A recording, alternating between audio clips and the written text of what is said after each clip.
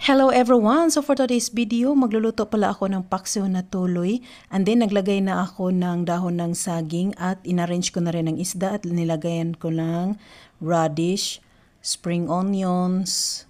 Naglagay na rin ako ng luya, bawang, sibuyas, ang ating siling haba, red bell pepper, green bell pepper, at saka maglagay na tayo ng ating pampalasa, asin, mushroom seasoning, ground black pepper, at saka ang ating okra. Hindi natin siya hihiwain, ganyan lang siya, buo lang siya. And then maglagay na tayo ng ating suka na may sili, dagdag pampalasa, at maglagay ng kaunting tubig at pwede na itong isalang. Ayan, so takpan natin at hintayin na maluto ang isda. After a few minutes, luto na ang ating tuloy na paksiw. Pwede na itong iserve. Kainan na. Tuloy pa rin ang awit ng buhay ko. Char!